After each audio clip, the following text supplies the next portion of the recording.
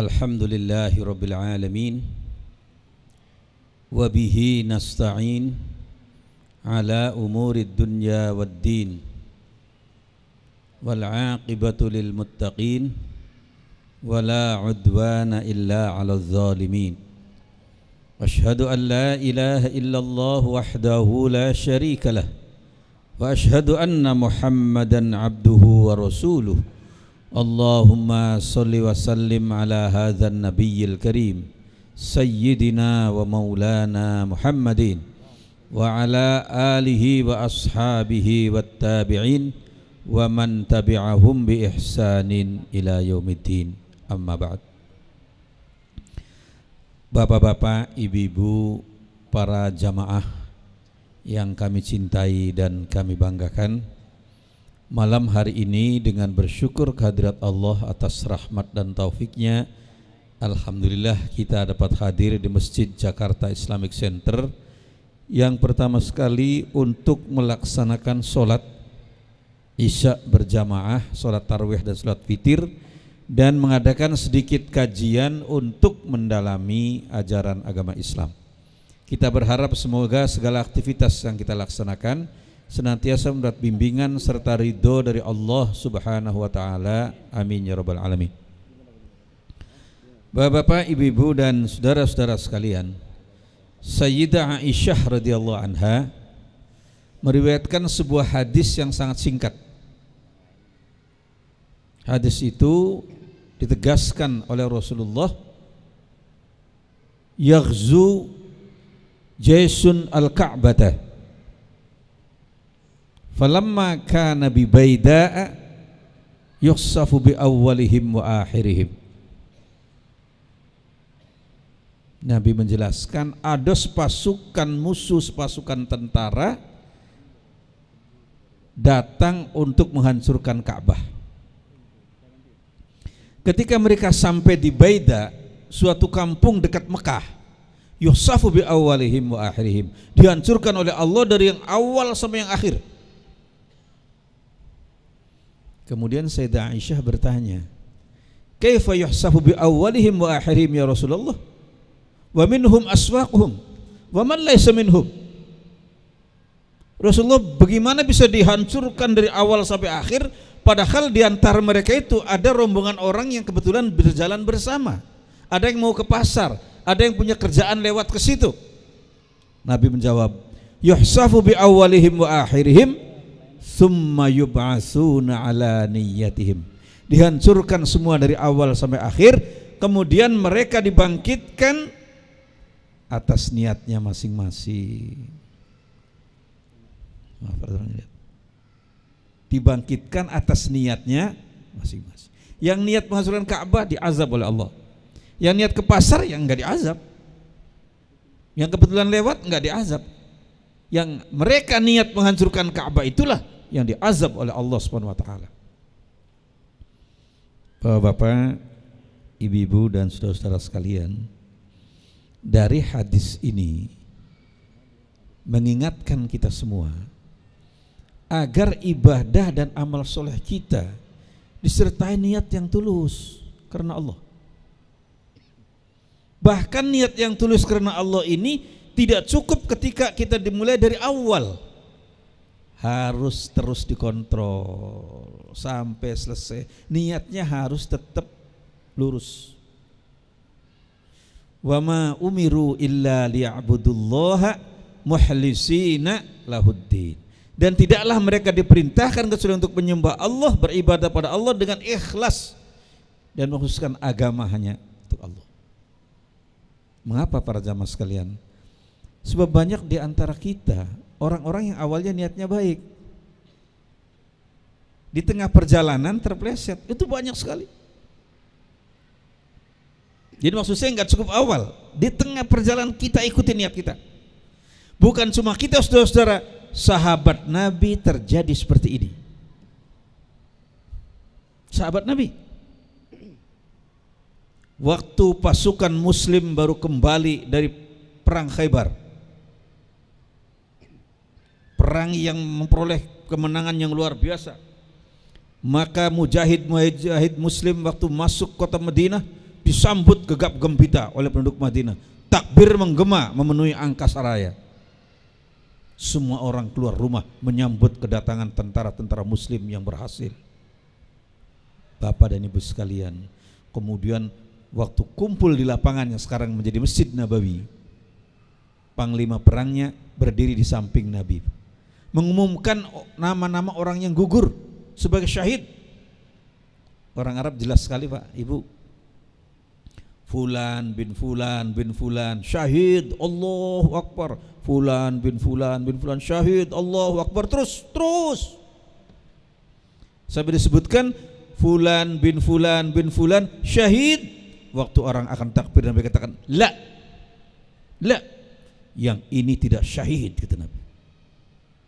Semua sahabat kaget Pak. Mereka ikut berperang kaget. Rasulullah, kami tahu dia gugur Rasul, darahnya tercuah dalam perang fisabilillah. Apa jawab Nabi? Hadza min haitsu alimtum. Itu yang kamu tahu, kata Nabi. Si fulan ini tadinya niatnya berperang li'ilai kalimatillah, karena Allah semata. Di tengah perkecamuknya perang, dia tergiur oleh kemilaunya harta rampasan perang.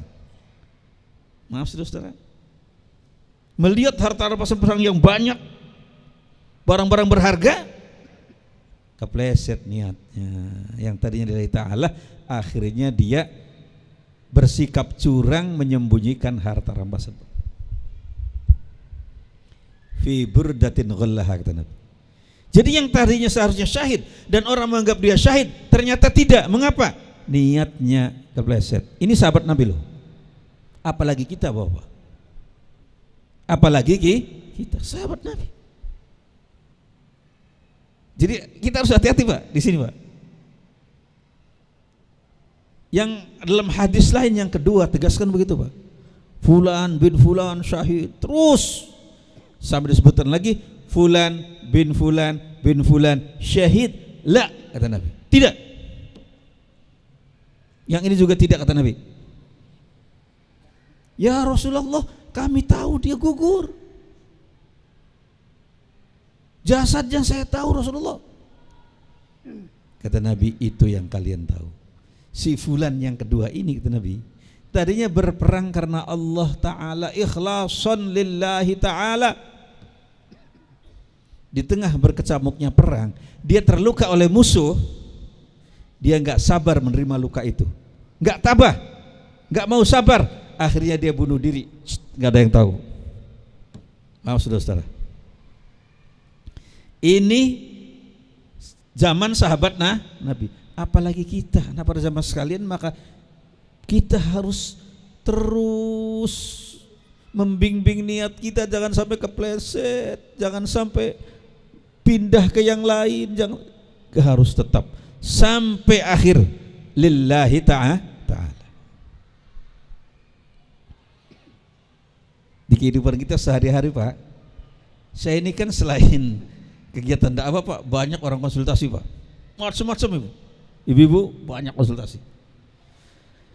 Ada satu kasus, seorang suami istri sukses, suaminya sukses, kedudukannya tinggi, istrinya cantik, ya, istrinya juga pendidikannya tinggi, anak-anaknya sukses.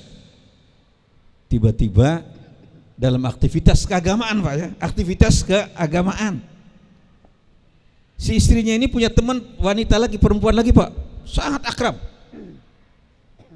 aktif bersama-sama keagamaan Pak, menyantuni fakir miskin, segala macam. Nah, sering pulang malam berdua. Si teman istrinya pulangnya jauh Pak. Aduh kasihan, ya, nggak ada yang nganter. Dia suruh, bang, suaminya, bang antar dong tuh teman saya, kasihan. Suruh diantar. Niatnya baik nggak kira-kira? Baik nggak niatnya? Baik, niat nganter orang perempuan malam hari, ya, sangat baik. Tolong bang, antar. Coba mana buruknya Bapak? Niat awalnya. Ada yang buruk gak? Gak ada, sangat baik. Diantar pertama kali mulus, ya enggak? Pertama kali 2 kali masih mulus, 3 kali mulai, ya. Nah, apalagi yang diantar cantik lagi Bu, iya kan? Akhirnya nganter berhenti dulu, ya di mall, berhenti, akhirnya berhentinya di hotel. Na'udzubillah min dzalik. Akhirnya ini keluarga berantakan, ya. Dia datang ke saya berantakan, hancur keluarganya, anak-anaknya hancur terlantar. Masya Allah, Ibu. Maaf, dari niat yang baik bisa terpleset. Ini pada masalah. Contoh ya, ini terjadi. Ada lagi yang suaminya, maaf ibu, seorang ibu datang ke saya, Pak Zaki, suami saya ini Pak, bagaimana Pak? Katanya kawin lagi, gitu Pak. Ya saya bilang nggak apa-apa Bu, nggak bisa, nggak mau. Akhirnya diprotes suaminya Bu, sampai ke BP7, ya, bukan BP7, BP4, BP4 yang pernikahan ya. Ternyata ibu-ibu begitu suaminya dipanggil oleh BP4, Bapak, ini istri Bapak nggak menerimakan Bapak kawin lagi. Oh sembarangan Pak, saya ini Pak ada buktinya katanya, begitu Pak. Saya ada buktinya, istri saya sudah tanda tangan kok. Mana? Diperiksa Pak. Yang bertanggung di bawah ini, saya nama Anu, istri dari Fulan, menyatakan tidak keberatan suami saya kawin lagi. Udah. Jakarta tanggal sekian, cap jempol Bapak, tanda tangannya cap jempol. Waduh, istrinya nggak ngaku, bohong, saya nggak merasa katanya. Nggak merasakan Pak. Pasang cap jempol di situ, diperiksa di lab cream, asli cap jempolnya Pak. Waduh, rupanya maaf ibu-ibu, bapak-bapak, istrinya lagi tidur, ya, surat dibikin, suaminya bawa bak stempel kecil, ya, lagi tidur, ya kan, cap jempol kan. Jadi ibu hati-hati aja Bu, kalau lagi tidur bapak pegang-pegang jempol, hati-hati Bu ya.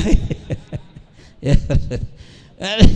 Ini pengalaman betul Pak. Jadi mengadu, ya Allah, macam-macam. Nah inilah hal-hal yang kita sebut tadi, niatnya mulai kepleset. Satu lagi Bapak, contoh sahabat Nabi, ya, dijelaskan dalam sebuah hadis sahih, ya. Kalau saya menyebut hadis sahih, sumbernya saya lacak langsung dari kitab hadis. Waktu manusia dihadapkan di meja peradilan Allah yaumil hisab, siapa yang dihadapkan pertama kali Pak? Dinyatakan di hadis itu, rajulun ustushhida, seorang laki-laki yang mati syahid, saudara-saudara, di hadapan Allah. Begitu masuk, ditanya oleh Allah, fima jahadta, dengan apa, untuk apa kamu berjihad? Orang tadi menjawab, jahadtu fika ya Rabb, saya berjihad karena Engkau ya Allah, saya berperang sehingga saya mati dalam peperangan adalah karenamu. Apa jawab Tuhan? Kadzabta, kamu dusta besar. Tidakkah kamu berperang dengan gagah berani dengan tujuan supaya kamu ingin menjadi pahlawan, ingin dikenal banyak orang supaya menjadi pahlawan? Bukan karena aku kamu berperang, kata Tuhan, karena ingin jadi pahlawan. Dan itu sudah kamu peroleh, semua orang kamu. Maka dicampakkanlah amal ibadah dia ke wajahnya, faturiha finnar, orang itu dijerumus ke dalam api neraka. Bayangkan Bapak, mengapa? Niatnya ingin jadi pahlawan, dipuji banyak orang, ditulis di jalan, ditulis di kubur, di apa namanya itu, makam pahlawan. Yang kedua siapa orang sekalian? Rajulun alimun, seorang ulama besar, kiai terkenal, wah ilmu agamanya luar biasa, dia belajar, mengajar. Ditanyakan oleh Allah, fima alimta, malah dibayangkan lupa oleh Allah, dijelaskan lupa. Ini surga untuk ulama yang amilun, al ulamaul amilun. Oh surganya luar biasa. Dikasih dulu Pak ilustrasinya. Fima alimta. Karena apa kamu mengajar dan kamu belajar sehingga kamu menjadi seorang ulama besar? Dia katakan, ta'allamtu fika wa u'allimuhum fik ya Rabb. Saya belajar karena Engkau ya Allah, dan saya mengajarkan ilmu juga karena Engkau ya Allah, tidak karena yang lain. Apa jawab Tuhan? Kadzabta, kamu dusta besar. Tidakkah kamu belajar bersungguh-sungguh mengajar kepada orang lain dengan tujuan supaya kamu dikenal sebagai ulama besar, supaya kamu bisa berdebat dengan siapapun, supaya kamu menang dalam perdebatan sehingga orang semua menghormati kamu. Dan itu sudah kamu peroleh Tuhan di dunia. Dilemparkan amalnya Pak oleh Allah mengenai mukanya, faturiha finnar, dijerumuskan dalam api neraka. Masya Allah, bapak-bapak, ibu-ibu, ini yang harus hati-hati para ulama. Ya, maaf Pak, mudah sekali dijerumuskan. Syaitan menjerumuskan para ulama Pak, bukan menggoda supaya enggak sholat Pak. Syaitan percuma udah enggak sholat, pasti sholat, ya kan? Maka dia goda sholatnya supaya ria. Nah ini penyakitnya para ulama ini. Angkuh, dia merasa paling alim sendiri, setiap orang didebat oleh dia. Maaf, ulama yang betul-betul ulama yang fi ulumiddin, dia tidak suka berdebat, tidak suka membanggakan diri, tetap tawadhu. Ditanya hukum juga enggak langsung jawab Pak, tanya dululah yang lain. Itu tawadhu, bukan semua orang jawab, orang tuanya dijawab semua seolah dia pinter, menunjukkan kebodohannya. Kalau orang semua masalah dijawab, menunjukkan dia nggak pinter, sebab nggak ada orang semua ngerti. Ada ya hal-hal yang, maka jangan ragu-ragu. Kalau kita nggak ngerti, katakan nggak ngerti, saya nanti belajar lagi. Itu jangan semua dijawab, mutar-muter jawabnya. Kadang-kadang lihat di TV, ya nggak, tanya orang nggak ngerti agama, nggak pernah belajar agama, jawab masalah-masalah agama, muter-muter. Ya, terasa nggak kira Bapak? Wah, Pak Zaki ini pakai ngeritik, nggak ngeritik, nabrak sekalian. Kalau nggak bener, betul nggak? Jangan sampai, niatilah semua baik mengajar, baik mencari ilmu karena Allah. Satu lagi, dihadapkan oleh Allah seorang hartawan dan dermawan terkenal. Hartanya diberikan untuk masjid, madrasah, untuk segala. Ditanya oleh Allah, fima anfaqta, untuk apa kamu berinfak? Hartamu segitu banyak. Anfaqtu fika ya Rabb, saya berinfak hanya karena Engkau ya Allah. Kadzabta, kamu dusta besar, kata Tuhan. Bukan kamu berinfak supaya kamu dikenal sebagai hartawan, seorang hartawan yang dermawan, dan itu sudah kamu peroleh. Dilemparkan amalnya di wajah dia, faturiha finnar, campakkan api neraka. Masya Allah para jamaah sekalian. Maka saya ingin sampaikan bapak-bapak dan ibu-ibu di sini memasuki hari hari-hari 10 akhir Ramadan, semakin rajinlah beribadah, dan maaf, niatilah, bimbinglah niat kita hanya karena Allah Subhanahu wa ta'ala. Jangan cerita melulu ibu-ibu, ya, saya tadi malam sholat malam, enggak usah ceritalah. Datang orang, jangan cerita-cerita ya, tadi malam saya sholat malam loh. Datang lagi, jangan cerita-cerita terus, tapi cerita terus dia, ya. Jangan cerita saya tadi infak 500.000. Jangan cerita-cerita, ya nanti kesini lagi, jangan cerita-cerita lagi, jangan cerita padahal Pak. Jangan usah. Lillahi ta'ala, ya para jamaah sekalian. Jadi bapak dan ibu-ibu, inilah. Yang terakhir bapak dan ibu-ibu, ada ulama besar Timur Tengah. Waktu ditanya bagaimana masa depan Islam, dia menunjuk Indonesia. Menunjuknya Indonesia. Mengapa? Indonesia ini para jamaah sekalian luar biasa Pak. Umat Islam terbesar di dunia adalah Indonesia. Dan penyebaran Islamnya tidak pakai berdarah-darah, dengan damai, dengan sabar, dengan toleransi, dengan tekun, nggak pakai berdarah-darah pakai seperti tempat lain. Maaf, lihat di Pakistan, lihat di Afghanistan, setiap hari bom meledak, ya enggak? Di mana-mana itu bom meledak, yang meninggal siapa? Umat Islam semua, saudara. Masya Allah, Jangan sampai kita itu. Na'udzubillah min dzalik. Kita lakukan dengan ini, maka tunjuk Indonesia. Apalagi kehebatan orang Indonesia, ibu-ibu, bapak, ya, peranan kaum wanita di Indonesia sangat hebat. Kaum ibu hebat. Di Timur Tengah, bapak, orang perempuan nyetir mobil ditangkap. Hanya dokter yang boleh, dokter perempuan. Kalau bukan tangkap, berat. Perempuan itu di sana hanya untuk mengurusi laki-laki. Tapi di kita, direktur bank, hebat. Ya. Padahal perempuan ini kan 53%. Kalau 53% ini nggak berpotensi, hilang kan, nggak produktivitasnya hilang kan, perlu. Tetapi maaf, tugas rumah tangga tidak boleh dilupakan. Kadang-kadang kalau sudah ibu-ibu sudah pada pinter, kadang-kadang suka lupa diri. Tugas rumah tangganya sampai sekarang sering disebut bapak, maaf, ada rombongan suami takut istri gitu. Ya. Maaf, saya minum dulu, Bu, ya.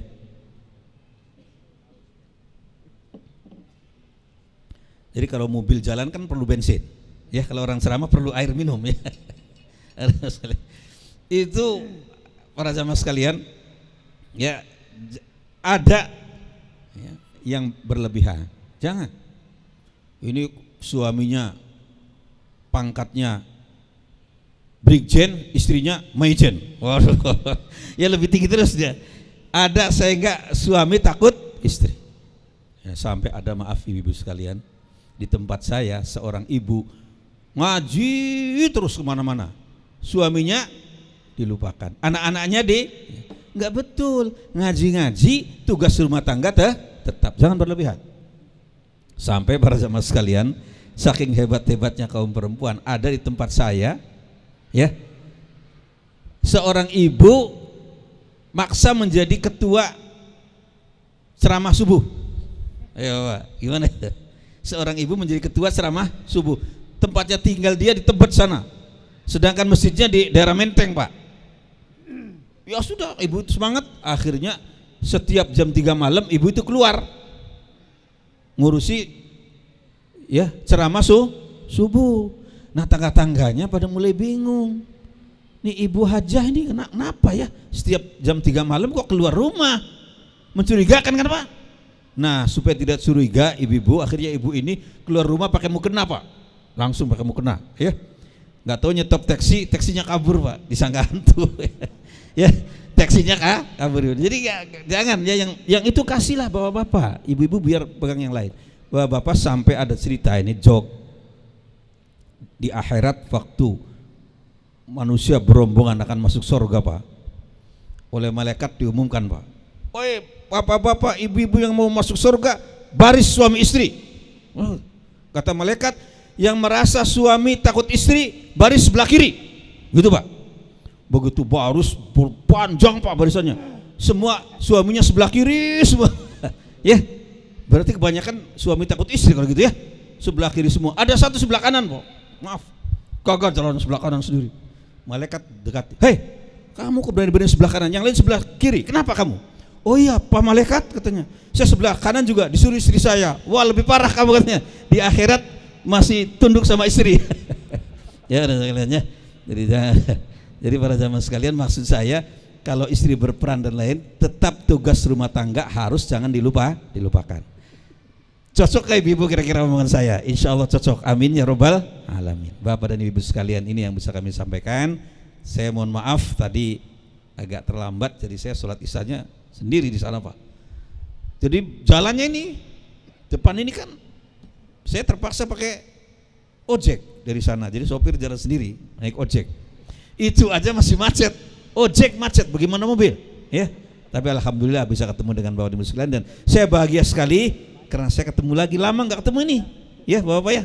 Insya Allah nanti kita mulai lagi, tergantung Pak itu ya, tergantung bapak itu. Kalau saya, ya, kalau saya nggak dipanggil-panggil, ya udah nggak datang-datang. Ya, panitia pelaksana baik, mudah-mudahan bermanfaat. Saya mohon maaf. Wassalamualaikum warahmatullahi wabarakatuh.